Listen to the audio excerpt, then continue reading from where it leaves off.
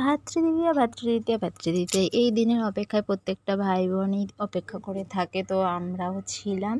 আর আজকে সকলকে জানাই শুভ ভাতৃদ্বিতীয়ার অনেক অনেক শুভেচ্ছা, অভিনন্দন ও ভালোবাসা। তো সবাই কিন্তু খুব খুব খুব এনজয় করো ভাই বোন দুজন মিলে।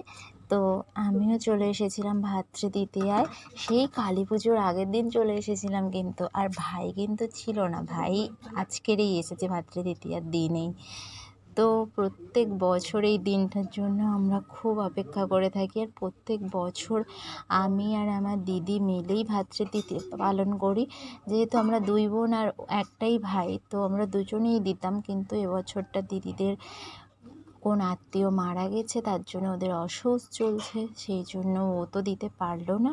তো আমিই দিচ্ছিলাম একা। আর ওর একটু মন খারাপ লাগছিল, যেহেতু প্রত্যেক বছর এটা পালন করি আমরা দুজন মিলে, কিন্তু এবারে আর ওটা করতে পারছে না, তার জন্য ওর একটু মন খারাপ হয়েছিল।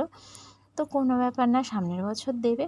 তো আমি এখানে ভাই ফোঁটা দেওয়ার জন্য সমস্ত কিছু রেডি করেই রেখেছিলাম। আর ভাই যেখানে কাজ করে সেখান থেকে আজই এসেছে, এই 10:30টার দিকে ঢুকেছে।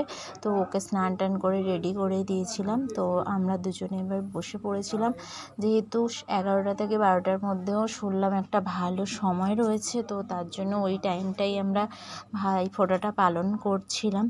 আর এদিকে আমার মিঠাই ঘুমিয়ে পড়েছিল, আর না ঘুমালে তো দুষ্টুমি করতো, আমাকে ভালোভাবে ভাই ফোঁটাটা দিতেই দিত না। তার জন্য ও ঘুমিয়েছিল বলে আমরা সেই সময়টাই ঝপঝপ করে ভাই ফোঁটাটা দিয়ে নিয়েছিলাম। আর আজকে ভাইফোঁটা যেহেতু, তার জন্য ভাইয়ের জন্য কিছু নানান রকম পদ রান্না করেছিলাম আমি নিজেই, কারণ আমি চেয়েছিলাম যে আমার ভাইকে আমি নিজে হাতে খাওয়ানোর জন্য। তো আমি কিছু ভাজাভুজি, তরকারি, বিভিন্ন ধরনের রান্না করেছিলাম, সেটা তোমাদের পরের ভিডিওতেই দেখাবো। তো এখানটা আমি একটু নিজে হাতে সিমুইও বানিয়েছিলাম। মিষ্টি ফল তো বাজার থেকে কিনে আনা, কিন্তু মনে হলো যে নিজে হাতে কিছু একটা বানিয়ে ওকে খাওয়াবো, তো তার জন্য আমি একটু সিমুই বানিয়ে নিয়েছিলাম ওর জন্য। তো ওকে খেতে দিয়ে দিয়েছিলাম সিমুইটা। আর এদিকে দেখো, ওকে আমি বললাম ভালো করে প্রণাম কর, আর তোর ভালো যেন ঘর হয়। আর ও যে আমাকে উপহারটা দিল, এটা সত্যি আমার সবচেয়ে ফেভারিট জিনিস, চকলেট। আমি খুব ভালোবাসি খেতে।